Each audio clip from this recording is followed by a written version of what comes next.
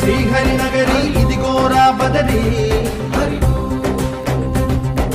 వైకుంఠేశ్వరి సిరికి నగరి అదిగో మహిమగిరి